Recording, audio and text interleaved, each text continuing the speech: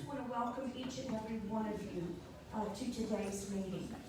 Because of the season of the year, this is Passover Sunday, and then, of course, next Sunday is Easter. We're going to begin by playing a certain song that you will all recognize. And right after that, our precious Amber Thomas, wave Amber, you can even go ahead and come up if you want to.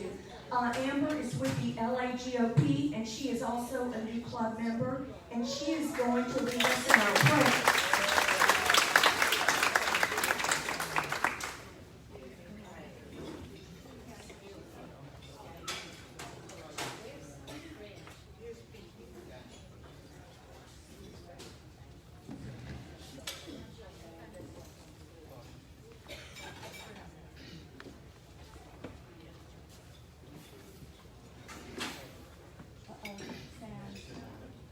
No sound.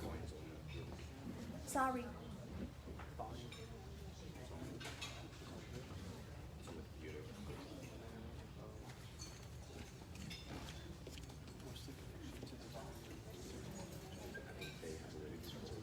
they have it? Thank you, Austin. Sorry for that delay.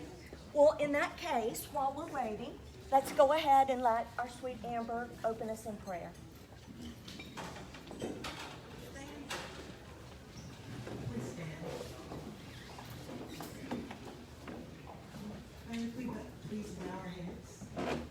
Dear Lord, as we come to you in this time of renewal and hope, allow us to draw our thoughts upwards towards you, especially during this season of remembrance of your glory and power. Please pour out your Spirit to us, that your resurrecting power will shine forth in our lives and every person that we will encounter. Please cover our elected officials and give them the understanding to know that it is not their will that will be done, but yours, as you have said in your word.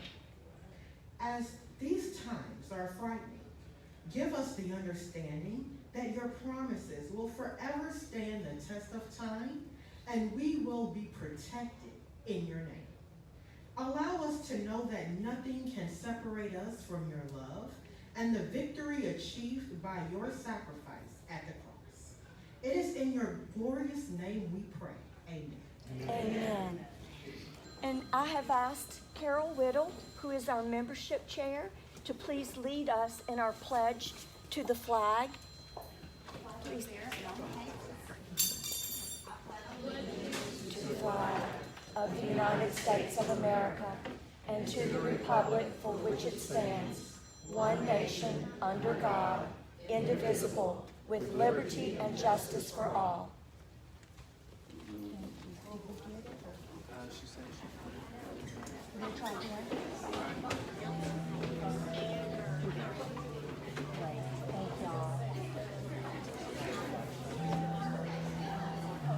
Just for this part.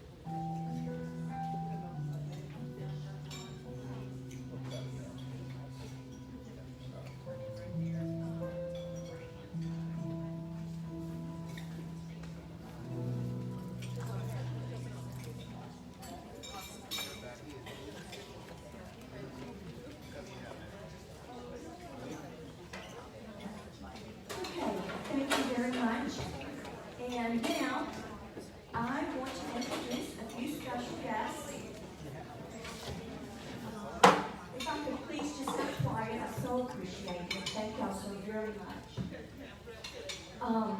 I want to recognize Jerry Bouillet, who is a Republican State Central Committee member.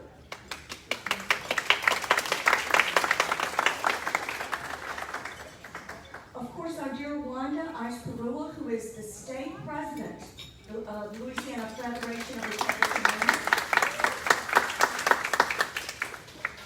I want to recognize Terry White, who is with Congressman Garrett Gray's office.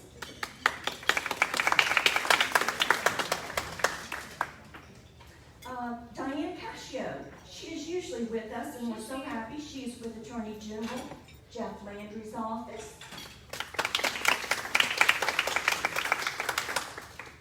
James Lee, who is with Americans for Prosperity, and he is the brand new state director.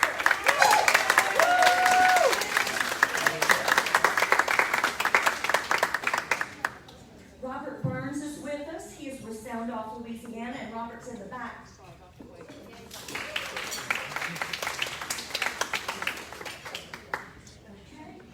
Okay, and I want to recognize new members, Katie Alexander.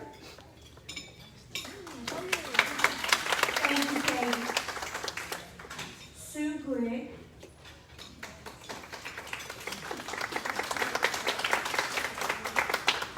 And last but not least, Sue Abear.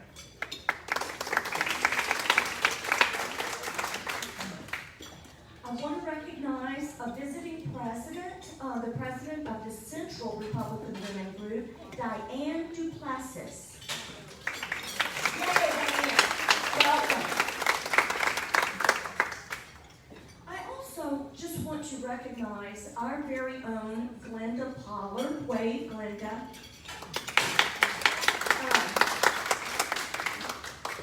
Glenda, that is one bundle of energy. She's amazing, and recently she was recognized by Metro Councilwoman Denise Amoroso and our own Lori White Adams for keeping Tigertown beautiful, the litter campaign, and she did a fantastic job. And also, for those of you who are familiar, although our dear candidate, Claston Bernard, did not win a runoff position in the District 2 congressional race, a lot of people worked very hard, and Glenda was leading that effort, and I just want to thank you for that, Glenda.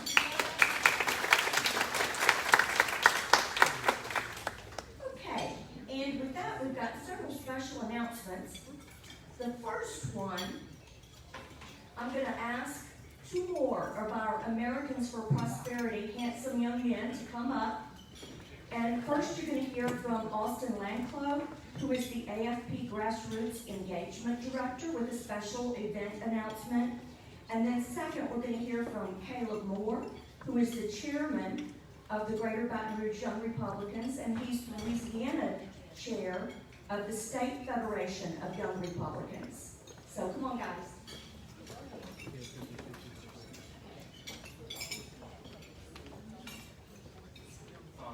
Thank you all so much for having us, Ms. Steffi. We always love coming to East Baton Rouge Republican Women to socialize and inform everyone on what we have going on.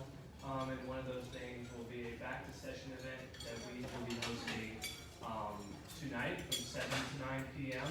It'll just be a good time to hang out with old friends, something we haven't been able to do for the past year or so, as well as going over some state and federal priorities that we will be working with, including things like the gas tax.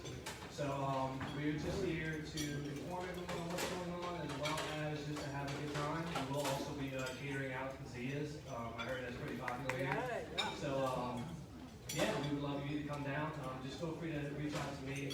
I did pass out a pamphlet. If you haven't gotten it, just please let me know.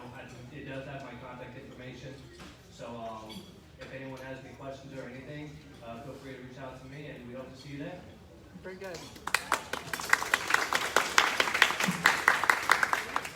All right, thank you all for having us. March is Women's History Month, and the Greater Baton Rouge Young Republicans want to celebrate the many achievements of conservative women in the state by hosting a Conservative Women in Politics panel.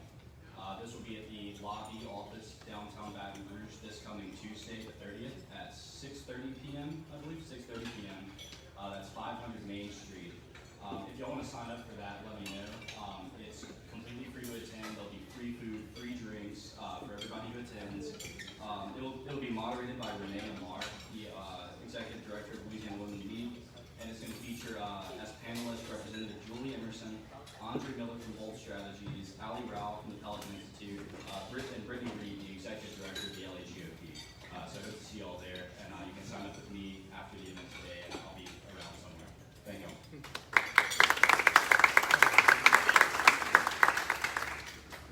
Thanks, guys. And I know that you did this at our last meeting, Wanda, but I would like to invite you to the podium to just make another announcement about our biennial convention that's coming up.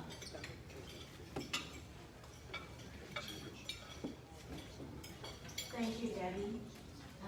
I want to invite everyone to our biennial, 34th biennial convention, which will be held at the Comfort Inn and Suites at the Copeland Towers, April 30th through May the 2nd. And I was just talking this morning with our convention chairman, Katina Summers from St. Charles Parish. We have so many things going on right now. Trying to slip everything into those 3 days is going to be really difficult. But I hope everyone will come. We have a large range of speakers for the event, and I hope that everybody will come. This is not for strictly board members, but every member of the LFRW is invited, and we appreciate all of you. Thank you.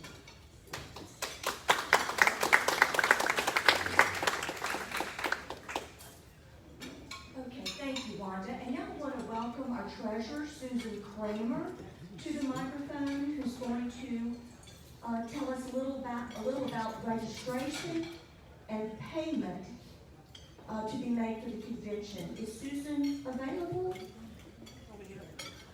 Okay, we'll just move along. We'll wait for Susan to return. Okay. Oh, here she is? Okay. Ah.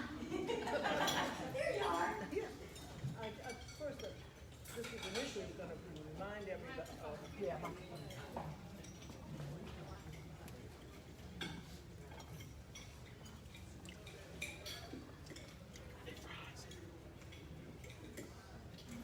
Initially, I was going to remind everybody to get the registration and payment, but since you've all done that, I want to thank you. You made my life a whole lot easier. But we do have openings available still, and we have registration forms if somebody decides they want to go. You can fill out a form, write a check to us for $80, and you're good to go. So I'll be out at the desk when you reach. So the club is picking up half the registration fee.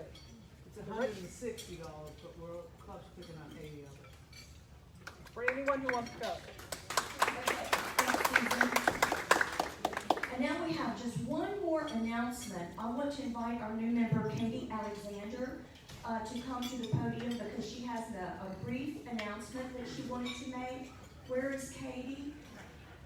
Okay.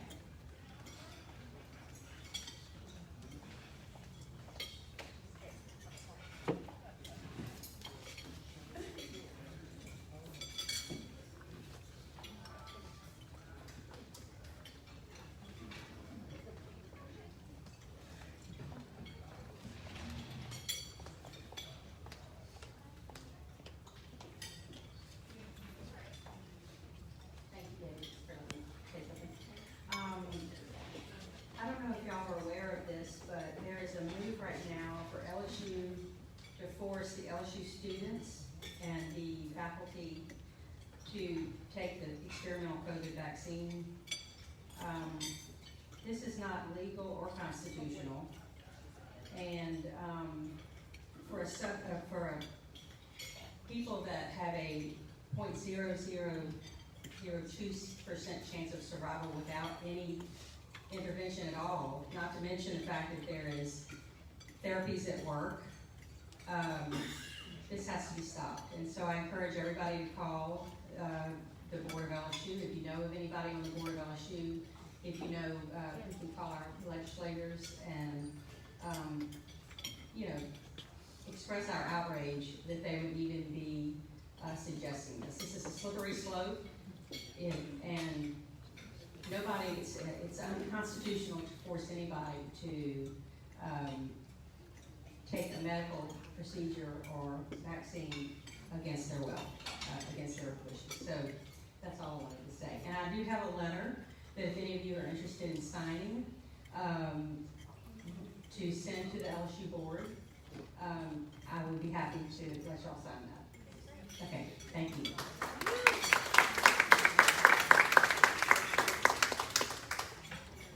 Okay, and with that, I want to bring to the podium our very own Lori White-Adams.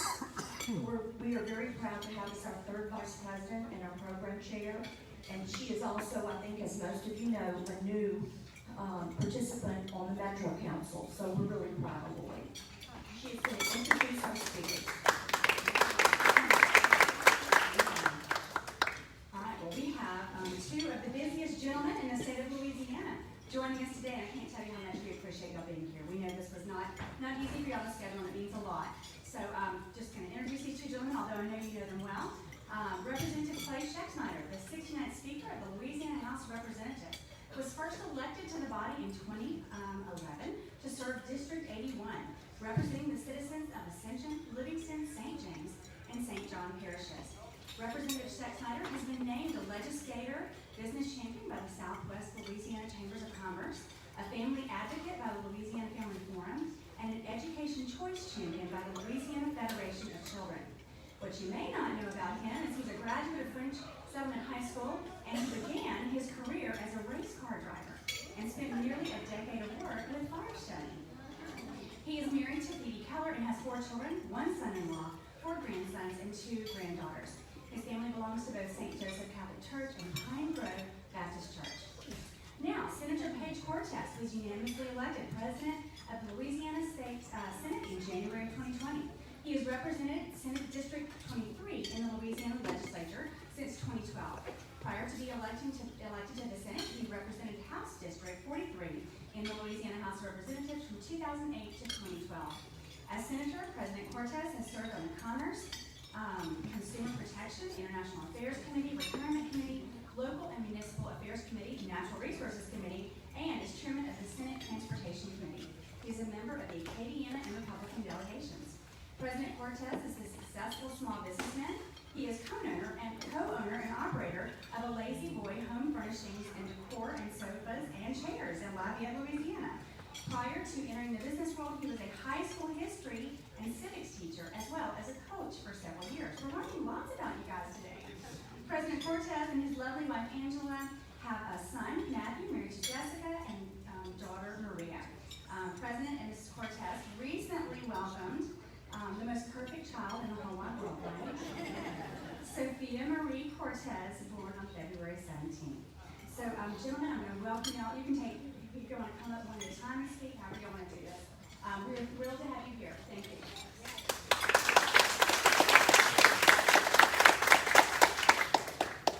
Thank you, Lori. I really appreciate it. That was really nice. I wonder who wrote that. Sophia Marie was born February a year ago, so she turned 1, and she, you know, those of you who are grandparents, you know that they are perfect in your eyes, for sure. So thank you all for having us. I know that Clay and I have been both engaged on the speaking tour throughout the state, you know, specifically in our districts. We certainly have been doing a lot of that. I'd like to give you, if I could, a little bit of the backdrop of what the upcoming session will include, and you know, I'm going to ask somebody to maybe give me a hand when my 15 minutes is up, because if not, I may just keep going on, and Clay's going to want to give a few words in. So this is a fiscal session. So what does that mean? It starts on April 12th and finishes a required adjournment on June 10th. And a fiscal session is in every odd year.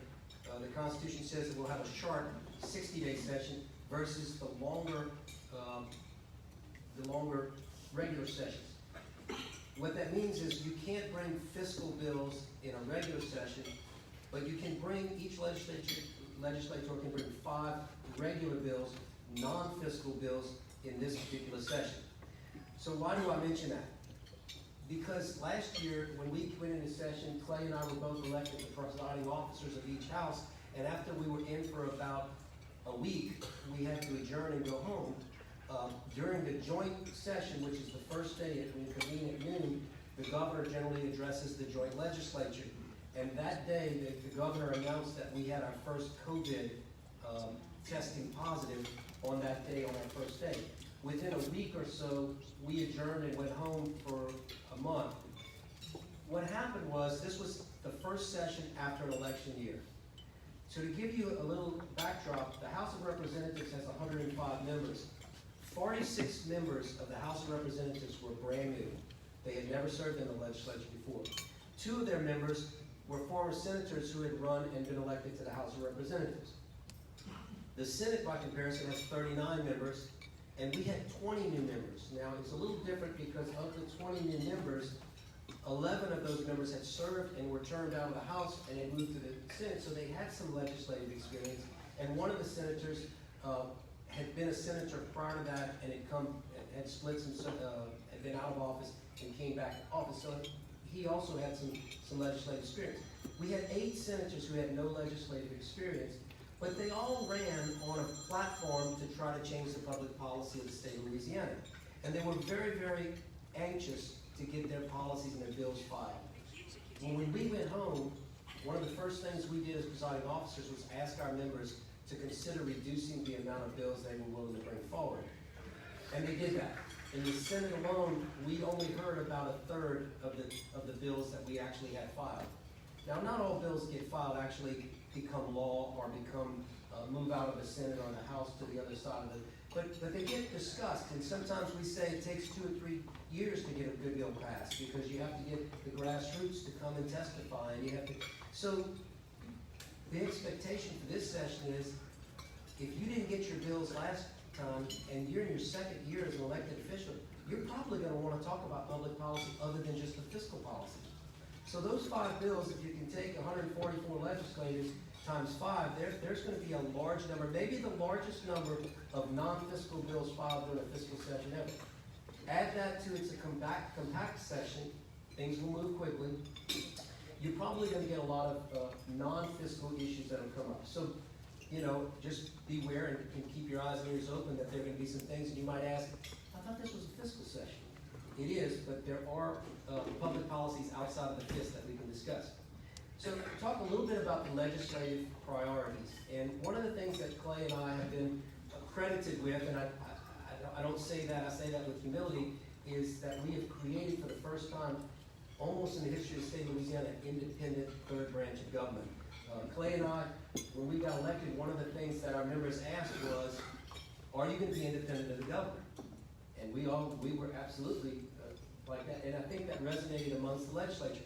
As you know, traditionally, the governor has always been very powerful and has always selected the presiding officers. What's the power behind that? The presiding officers then select all the committee chairs and all the members of the committee. So if you, as the governor, and if I was the governor, I'd want it that way too, probably. But I'm not the governor. And so, quite frankly, I'm an old civics teacher, I really wouldn't want it that way. I think that the independent 3 branches of government, as you all recall from your civics class, the legislature makes the policy. The executive branch carries that policy out. And then the judicial branch judges the constitutionality and punishes the lawbreakers of that policy. But you shouldn't have the executive branch dictating the policy, then carrying it out. That seems like it's a little too, I'm going to say, incestuous in the political arena, because you all of a sudden now are controlling the making of the policy, then the carrying it out. There's a lot of power held up in that. So while we've been credited with that, I have to say you all really are the credit, because you sent some independent thinking legislators to the legislature who thought like us, and they, we got elected. That's a sort of a buyer beware as well, though. We were the ones who had to go through the COVID year of trying to follow our constitutional duties and pass budgets and get certain things done so that the executive branch could carry out the laws. So some of the things that you're going to hear about in this upcoming session will be tax reform. I'm going to talk about one element of the tax reform, because I know Clay wants to speak on one he will be carrying.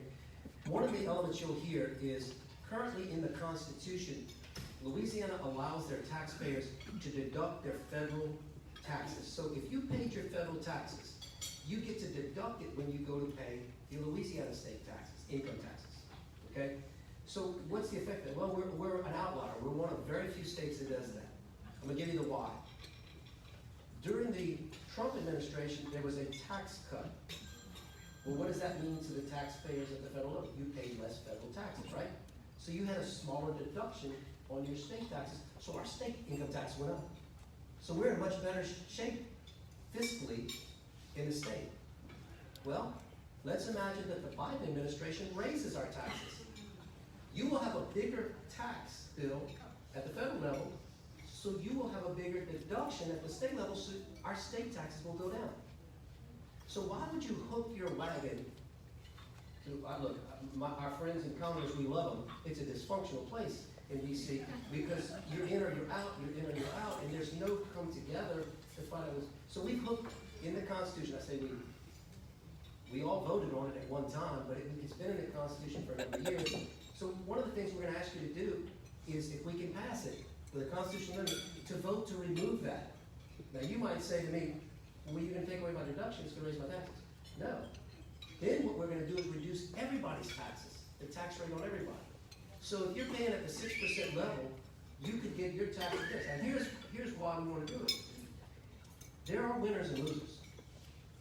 So if you're paying a big tax bill over there, or I should say, if you're not paying a big tax bill, if you're just a middle income, hardworking person, you're not getting the big deduction. Okay? So you're paying about 6% of a higher number. The person who gets the big deduction, they might pay nothing. They might be paying 6% of that. So there's a lot of winners and losers. Why would we want to be predictable for businesses who want to come to Louisiana?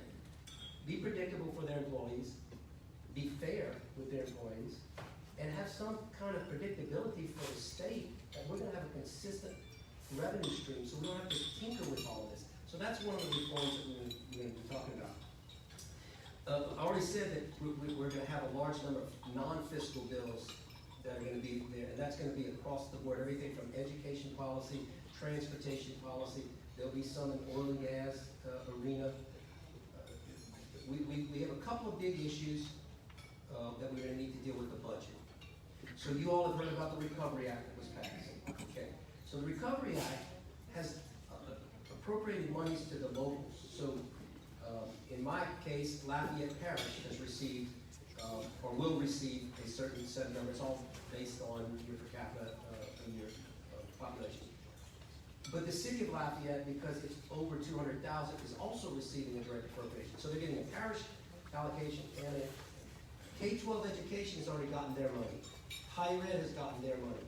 So the state of Louisiana will be getting $3.2 billion over a 2-year period. In speaking to some of our congressmen, they said their understanding of the bill is that we will be getting about $1.7 billion initially, and then over the next year we'll get some more. But there's a few issues we got to tackle.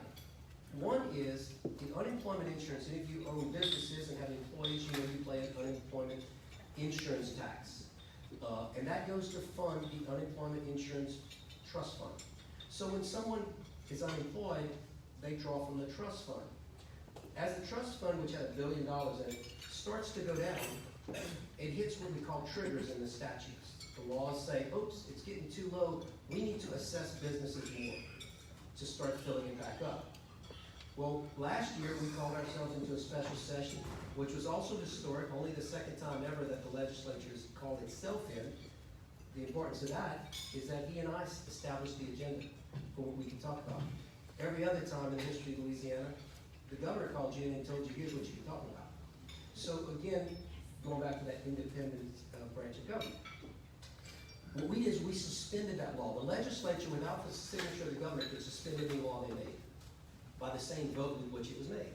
So by a majority vote of the House and the Senate, we suspended those triggers and said, even if we get that trust fund gets too low, we don't want the triggers to kick in. And we passed a law that says we're going to keep it at the same level it was before the pandemic. So you're not going to pay any more insurance, unemployment insurance, tax after the pandemic that you were paying before. Keep it low. Our minds was, let's give us a year, because that's all we can spend it for is 1 year. Let's give us a year to see if this economy comes back and we start reloading this trust fund. Well, part of that $3.2 billion is all federal dollars.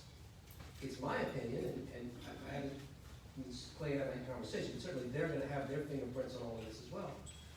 I believe we should put some money from the federal government into that trust fund so that we can help to refill it, because it was depleted by virtue of something that businesses couldn't control.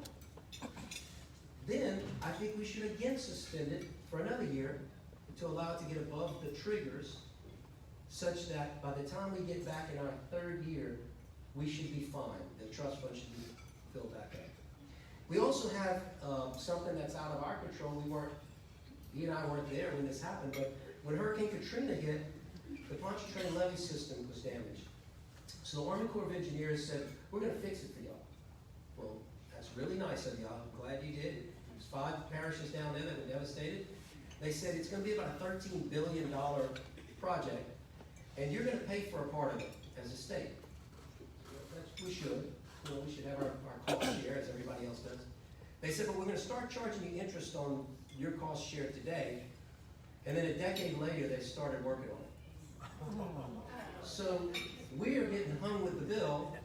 Now, thankfully, Congressman Graves, your congressman, and Senator Kennedy worked in the WRDA bill. That's an acronym for a bill that deals with a lot of the infrastructure that the Army Corps of Engineers deals with.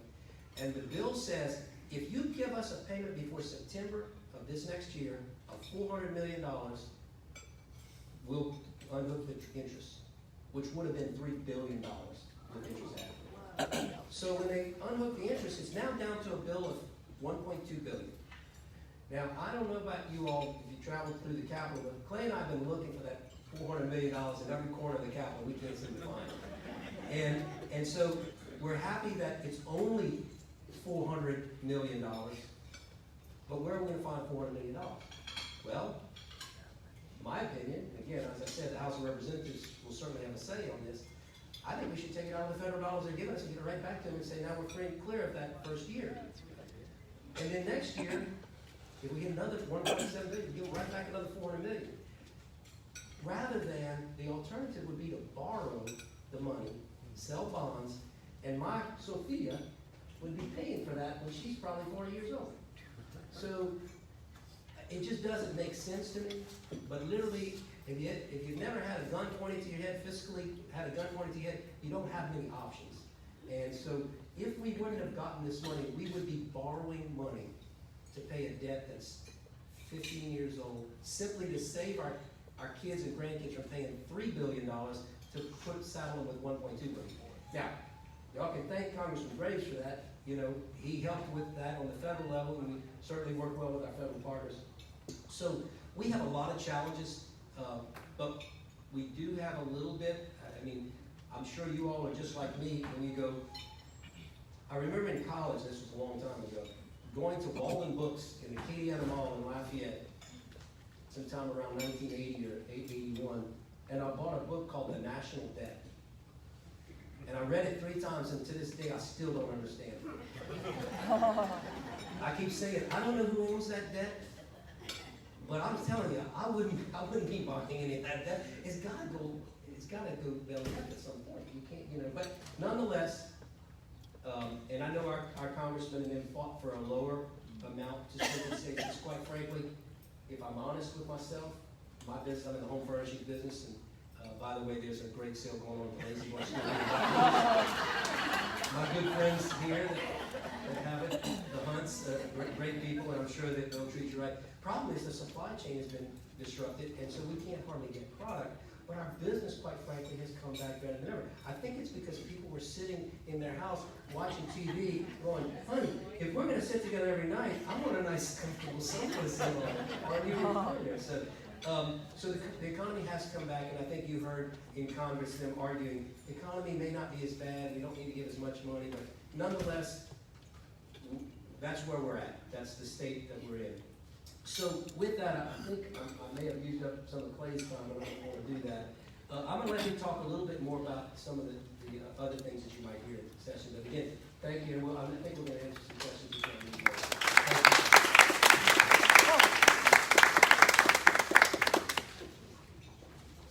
Thank y'all. Thank y'all for having me. It's an honor to be here and to meet with y'all and to give y'all a perspective on what we have to deal with day to day. And the Capitol page did a great job. And look, the one thing that I will follow up on, and most of y'all do follow what goes on at the Capitol and how things have been moving in the past. I've always said in the past, you know, things. I love history. I love looking at those types of things of how we worked and how we got to where we are. But I can tell you in my 8 years, my short 8 years, I was never in politics before I ran for a state representative at all. I was lucky enough to be asked by local friends and family back home to run, and I did. And when I got there, I knew I wanted to make a difference, right? Everybody who runs wants to make a difference. And I got there and we worked hard. We tried to pass bills that would help lower car premiums on insurance. We tried to make sure that we were saving dollars where we could save dollars. We tried to keep Louisiana moving forward. And over those 8 years, we struggled. We struggled to do that because what we didn't have at that time was we didn't have a governor at the time when I first got there. The first years that I got there with Bobby Jindal, and the second term was Governor John Bell Edwards. We didn't have a working relationship with the Senate. It was pretty much at that time the Senate and the governor's office kind of worked together, and the House was kind of stuck out on their own over here, fighting and doing things over here. Not that we were a huge difference, but we just didn't have that working relationship. The one thing that Paige and I, when we both got elected, we said we were going to be independent and we were going to do things the way that they should be, and we were going to have communication. And we sat down, we had a meeting, and me and him, which we were friends before, but we developed a much stronger bond, and I think you saw how successful that bond was. Even though the COVID kind of overshadowed what we accomplished at the first session that we had, but if you look at what we accomplished that first session, it was monumental. I know my first 8 years there, I voted for every tort reform bill there was to try to help us lower car premiums. Every one. We couldn't get it out of the House. So I met with President Cortez, and I told him, I said, I'm going to file a bill, and we're going to move this bill through because this is something that our constituents in the state of Louisiana needs. I'm on board. So we did. We put a bill out. We worked, and we were successful in passing the first tort reform bill that actually is going to make a difference in car premiums in the future.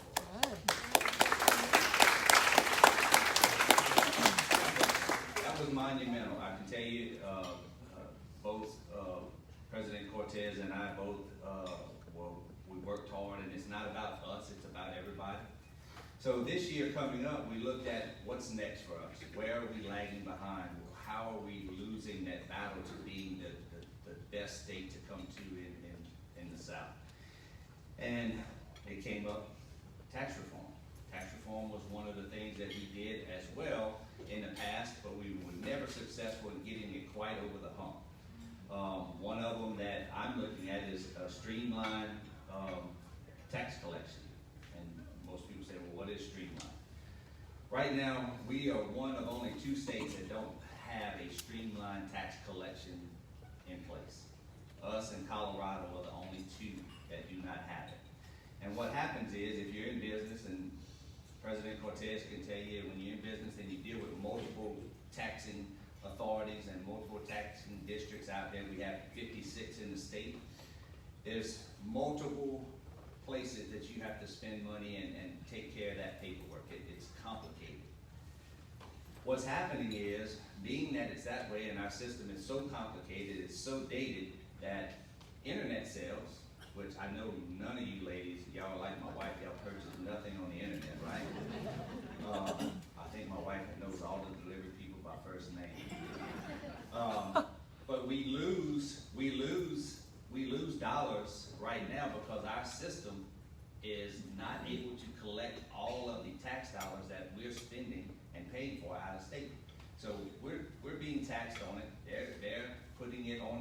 that we buy, but right now, there's not a clear mechanism on how they can get it back to us. Our system is complicated. They're not gonna send it to 56 different taxing districts out there. So what we need to do is create one system where we can collect all of those dollars.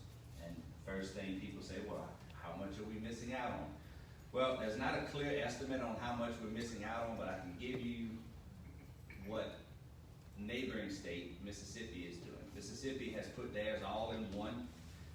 They're collecting, last year they collected $400 million just on internet sales. We have a mechanism that we tried to pass that would collect some of these internet sales dollars, but it's still not collecting all of it. We collected about $180 million compared to Mississippi's 400. Here's the big thing. Our taxing rate is much higher than Mississippi. Mississippi's at 7% across the board. They have 1 million less people than us. That's how many dollars we're missing out on. That, we go to Baton Rouge every year and how we're gonna take care of this policy, or how we're gonna take care of doing a road project, or how we're gonna help municipalities with water issues. First thing comes to mind, well, we need to pass a tax, right? We shouldn't have to pass a tax when we're already paying it. It's already out there. Everybody in this room is paying. We just haven't done our job in creating a mechanism to collect it. So centralized tax collection that's what it's gonna do. It's gonna create a portal where these out-of-state companies can now pay their taxes into this portal, and we have authority to go and audit those businesses. And I'm just gonna use one in Amazon and Wayfair and Home Depot and Walmart, those types. We can go and we can audit those types and see and make sure that they're paying their due share that they're collecting from us. That's it in a nutshell. I think the big thing that we're getting right now, a lot of people don't like change. This is something that's brand new, and you look at different taxing districts, 56 of them out there. They like doing things their way. They're comfortable. They're not ready for change. This will actually not change anything that those 56 do except on how they report. We're not taking their authority away to collect the taxes locally. We're not taking their authority away to audit or do any of those things. This just creates a much simpler system to where Paige's business or any business that's out there that has, let's say he turns in his sales and his taxes and he has, let's say, 13 different taxing districts he has to go to. He has to apply 13 different times, right, to send it out. This would create where he has to do it one time. And I know he loves it being simple, right? Any business would, where you could just have one. So that's what centralized streamlined tax collection is going to do for us. It's going to create a new avenue to get those dollars in here that we can get back to all of us and be able to fix roads, fix bridges, fix water systems, all of these things that we should have and we deserve to have because we're paying the taxes on it. Other than that, I think we have a very, very busy session that's going to be coming. Paige had hit on that. I don't think compared to last year and where we are now, the new members have a little bit more experience, and they've done a fine job last year with the pressures that were put on them, being the COVID issues and things. But I think this year you're going to see a much smoother process through the system, and I think you're going to see the House and the Senate working much closer together this year. We have a much larger job to do with these federal dollars coming down. That we need to make sure we do it right. We don't want to end up where we were after Katrina, where we bloated departments and we made things bigger. And then, unfortunately for us, when we took over, we had to deal with those departments that were bloated. So we're gonna make sure we spend those dollars the right way for everybody, and we're gonna take care of some business that needs to be done for the state of Louisiana. And one thing I don't like doing is losing, and I told the Speaker of the House in Mississippi the other day, I said, every comment we always made to public was, we're glad we're ahead of Mississippi, right?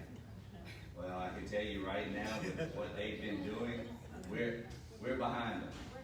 They're beating us right now. And this is a way for us to catch up, get pace, and have them chasing us again. So thank y'all for having us, and I think we'll take questions if y'all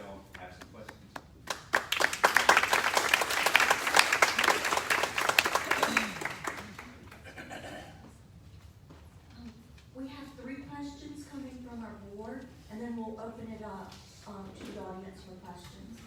The first question is, what do you see as the biggest obstacle that would prevent accomplishing tax reform in session?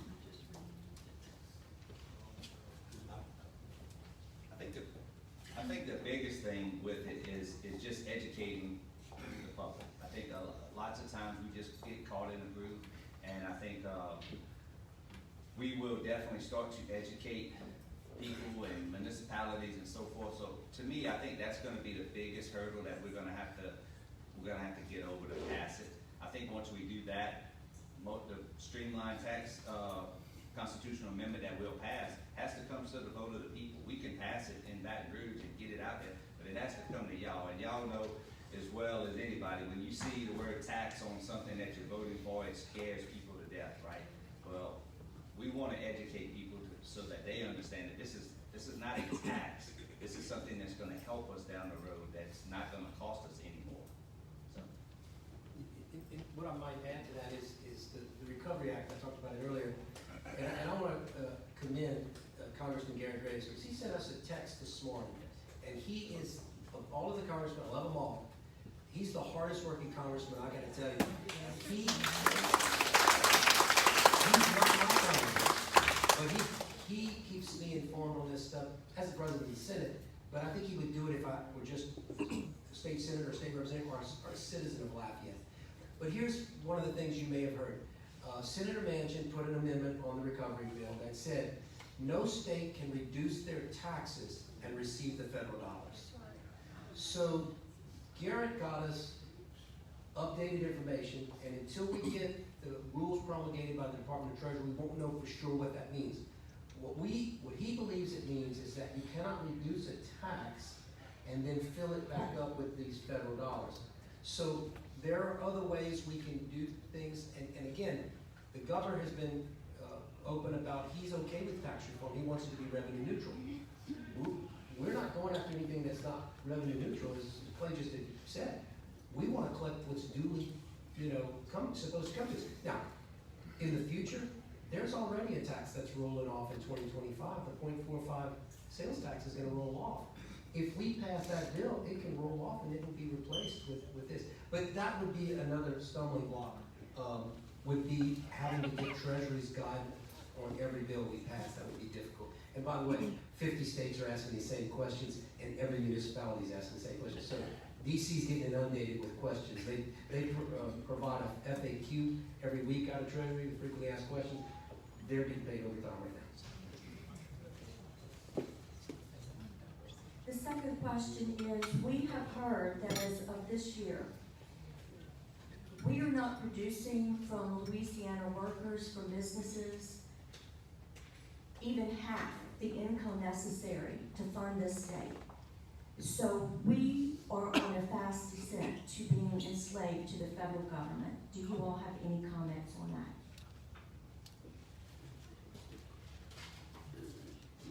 I'm going to ask you to repeat the question because I'm not sure I understood. We have heard that as of this year, what we are producing in Louisiana as GDP doesn't even hit the 50% mark of providing enough funds to actually run our state, and that over half of our budget is going to come from the federal government. Is that a misunderstanding, or do you have any comments on that? Okay, thank you. Thank you for the clarification. Yes, so half of the state operating budget is federal dollars because of the Medicaid program primarily. So the Medicaid program, as you know, is a federal program that is run by the states. So what happens is, if you qualify per federal law, you're required to receive. So if you qualify per the federal law to receive something, whether it's a hospital stay or a procedure done in a hospital, if you fall under the income requirements, you're required to get the Medicaid benefit, or the provider gets the Medicaid benefit. Secondly, and this is another lead-in, every year we get a federal allocation to our transportation trust fund, which ends up being about $600 million. Now, you will hear this, well, we put up 10% and the federal government gives us 90%. That's true on interstates, federal interstates. But there's a cap. So if we came up with $1 billion, they wouldn't give us $90 billion or $9 billion. There's only $600 million that they're gonna give us, and at the end of the year, that's all we get. Until other states don't use their federal transportation trust funds, and if we have some more state general fund to match, they will give us more. And every year, I'm proud to say, as the chairman of the Senate Transportation Committee, we were able to get a reallocation. So Montana and Idaho didn't use their money. They don't have as many highways as other states in the South do. So I think it's a little bit of a misnomer. The federal dollars do take up a lot of the budget, but if you're talking simply state general fund dollars, that's the money we get in sales tax, income tax, corporate income tax, severance tax, so forth. It has been rising through our tenure until the pandemic hit. And we had a lower amount, and we're coming out of that. So I think we have to make this state business friendly. I think what he's doing, and if we can get the tax reform in, and then what we did on tort reform in the last session, every step will get us closer to a business friendly climate here. And I say this, I'm an analogy person.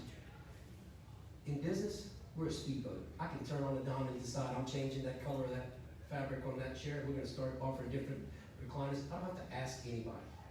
In government, you're a freighter on the ocean. It takes a long time to turn the direction of that freighter. And so for the first time, I feel like in my 14th year, we're really making some generational changes. And if we can get through this session and pass some of these tax reforms, I can walk away, when I'm finished and say, you know what, we did something for little Sophia. So so I hope that answers your question. Okay, and this is the last question from the board, or a comment, and you gentlemen may or may not want to comment. We had a bit of fireworks at our last meeting when Secretary of State Kyle Ordwine was here and discussing the process, which is now on hold, to purchase new voting machines. And we know that that's not your bailiwick precisely, but do you have any comments? Because there's a lot of folks in this room that whenever that topic is taken up again, we want to have a voice. Thank you. I guess the Senate happened to be in the middle of all that, so I'll speak to Senator Sharon Hewitt, is the chairman of Senate Governmental Affairs, which oversees the election process. And I will say this, Kyle Ordwine is a friend. We worked with him during the emergency election plans. We worked with him. The RFP that you're referring to, the request for proposals, we asked him to allow us to view the machines, to allow us to understand what they do before we get stuck with having to pay $100 million to buy machines. Now, as a legislature, we can, and I told him this, I said, Kyle, if you don't make this as transparent as possible, no legislator is going to vote to fund those machines. So you're going to have a nice RFP that's going to be real pretty and shiny with no money to buy it. So what good does that do you? I said, and I know that on the House side, that they start the appropriations bill. There's no interest in funding that. So what Clay and I have asked him, before you send that next RFP out, we want those machines from those proposers in the Capitol, in Memorial Hall, so we can touch and feel and talk to the vendors and ask them all the questions. And you all can come and talk to them and touch them and feel them and work them and say, why would you choose this machine over those? So that's what our ask has been. And so the power of the legislature, just so you know, we can't tell the governor what to do. People think we can. We can ask him, but you know what? In this independent world, he can't tell us what to do either. So we don't have to fund anything that he wants, and we don't have to fund anything that any other executive agency like the Secretary of State or any of them want. We can fund what we want, and they have to carry it out. And so that's my serious lesson for you. I know we have a joint meeting scheduled. I don't know exactly the date, but when they set that meeting up, if you follow the House and the Senate online, you're gonna see those dates. That way you can come up there, participate, and do those things. So. Yes, they are. And Senator Paige Cortez told me, he said, and I hadn't read all of them, but there'll be a lot of protection bills that's filed this year for voter protection. So like he said, it takes time. We're getting there. Thank you. These gentlemen are on a tight schedule, but we probably have time for 2 questions from the audience. Oh, and I said, well, maybe 4. Okay. Let this gentleman ask a question right here. I have 2 questions. One is, assuming you get that streamlined bill through, or that in effect, constitutional amendment is required, is that right? Yes, sir. All right, assuming that happens, is there money clogged up in the pipeline that you can collect in excess of the normal amount you'd expect in 1 year?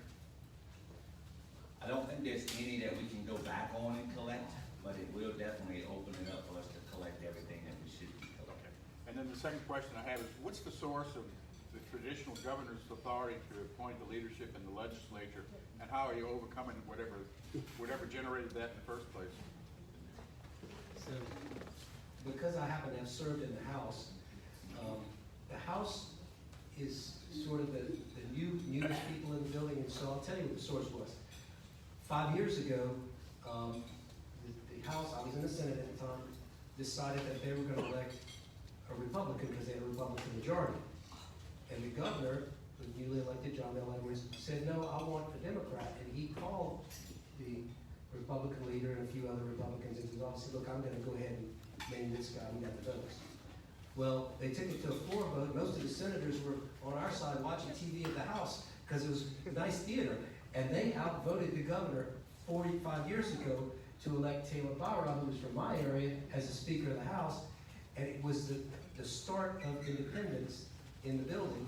And of course, you know, the Senate president was John Larry, who had been here 48 years and was you know, entrenched, and he knew parliamentary procedure better than anybody, probably still does. I mean, we try to do the best we can, but so those House members that I mentioned earlier that came to the Senate, those 11, and the new 8 members that came that had never served, they were all about, we gotta be independent in the Senate. I was like, I'm all for that.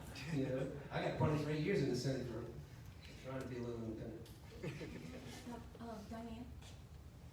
I don't want to interrupt. Did you have something? All I was gonna say was, you know, that 5 years ago when we did that with Taylor Bauer, the one thing that we wanted to do was be independent. That's when it started for all of us, and it followed through to this year, being independent. We decided, and I decided that, you know, outside influences is not gonna affect what's happening in those rails when it comes to leadership and what we do.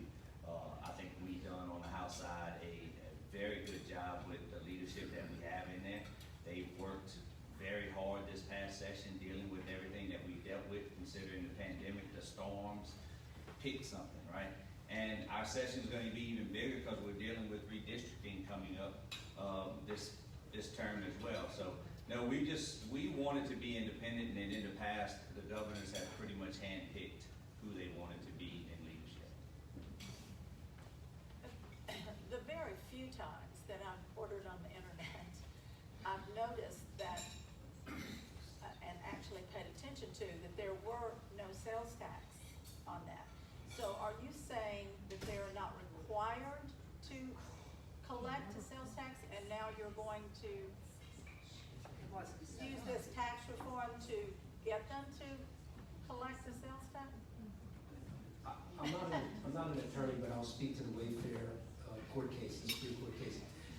There's something in the taxing laws called nexus.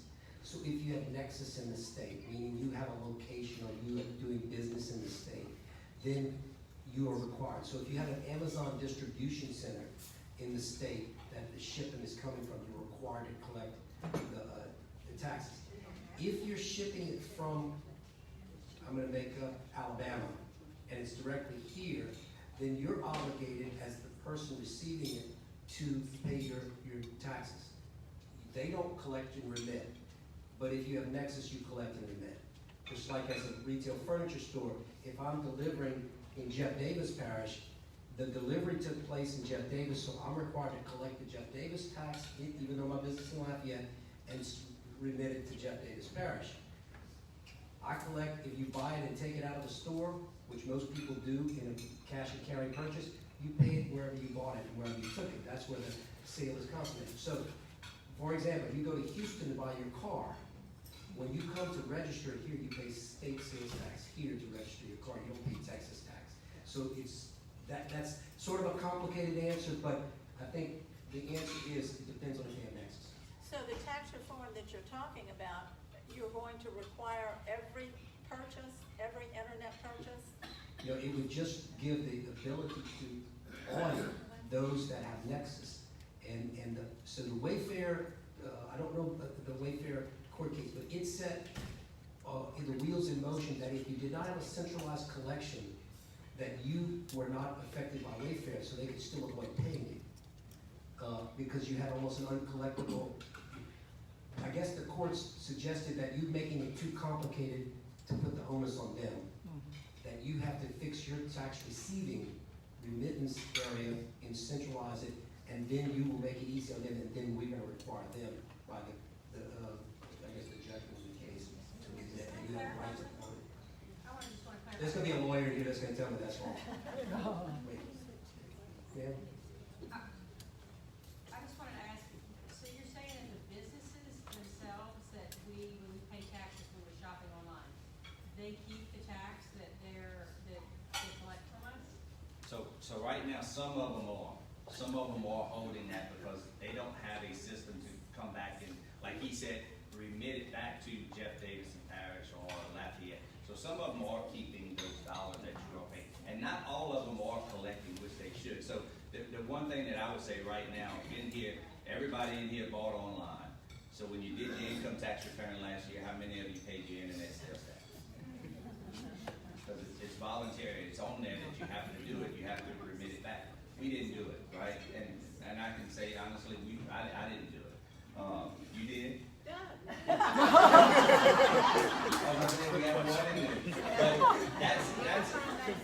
that's something that we need to fix. That was, and I call it in the past, old politics that was done. We need to fix that so that we're making it simplified to be able to collect those dollars that we're paying. Can I ask you one question? Since y'all are consolidating this, and you said there's still 57 different, 56. 56, are we gonna reduce some jobs in these 56 areas? Can we, wipe some of those? That has been asked, and I can tell you some parishes, we have different collectors, right? Some you have the sheriffs that collect sales tax, some you have municipalities that collect it. Mostly though, it's the school boards that collect the sales tax. Some of them have reached out and said, look, this is great, this would be fantastic. Would y'all, this process, would this help us streamline? It can, but it's totally, we're not saying that the locals have to do it. They can do it if they wish to. So yes, it does have the capabilities to do that. On the question of federal deduction off your state income, I understand the proposal to remove the deduction and lower the tax rate. Once that has been delinked, what protection is there to keep the rate from then being increased and now we're paying a higher rate on a higher base? Good question. Elected officials. I'm sorry? Elected officials that are in this group. Because I was hoping for something more than that. well, so in every state, except Louisiana and I don't know the other one, in every state, there's an ability to increase or reduce taxes with the majority vote. Well, not in, so most states have, like us, in order to increase a tax, it requires a 2/3 vote of both houses. In order to decrease the tax, it's 50%. So that's just set up in the Constitution, and the Founding Fathers were brilliant in doing that. It's a much heavier lift to raise a tax. So I voted for a tax decrease when I was in the House, and nobody gives us too much credit for cutting taxes by $800 million a year in 2008 when we did that, when we did the Stelly bill, we repealed Stelly. That was $600 to $800 million a year in income tax repeal. So that was an interesting thing, and it got like one headline. I'm like, I thought that was a legacy thing. Yeah. Because this is a physical year, I asked this, we haven't had a constitutional convention since the 70s, so at what point do you feel like we need to open it, the whole up and look at where we're spending our money and reallocate things in different areas. Well, I had a bill 2 years ago to call a constitutional convention, and it went to the Senate and Governmental Affairs Committee, and I had learned the history of all 11 constitutions, and I could tell you backwards and forwards why they did each one, and why the 21 Constitution was repealed, because Huey Long put every statute into the Constitution, so that you couldn't undo it. That's why they did it, which is the problem we were in 1973. And in 73, some of you were around then, but you recall that for every business group they had, they put a labor group on. For this group, they put a that group, and this group, they put a that group. So what you had was every time I put a Christmas tree ornament on, you wanted to put one on. So they started putting the Constitution back, and they finally, when it was all said and done, it was a thicker Constitution than most other states, which is just a guiding document. You shouldn't have in your guiding document tax rates. It doesn't make any sense. They don't have it in the federal Constitution. It's been changed, I don't know, like 29 times. And one of them was to undo something they did. You know, when they had prohibition, they said 10 years later, oh, we got to do that. People are drinking and they're not paying taxes on it. So the point being, the Constitution should be a sacred document. I filed the bill to do it. The long and short is, I was a chairman. I thought I had a little stroke in that committee. I didn't even get the first vote to get it out of committee in the Senate. People are scared. Sheriffs are scared. Assessors are scared. Mayors are scared. Everybody's afraid we're going to take away some of their power somewhere. And the truth, we probably would. We probably would. And so, but they would all have a say in it, and then they'd all have to vote to ratify it. You know, one of the constitutions, this is an aside, because we have to go around the committee here and there. One of the constitutions, they actually sent it out to the people and said, do you want us to change the Constitution? Vote yes or no. And then if you do, we just go back and do it. You don't even get to see it again. And it was adopted. And that was an interesting way of doing it. So they've done the Constitutions many different ways. The argument right now that they bring to us is, if you want to change it, do it one amendment at a time. So, I brought it though, I tried.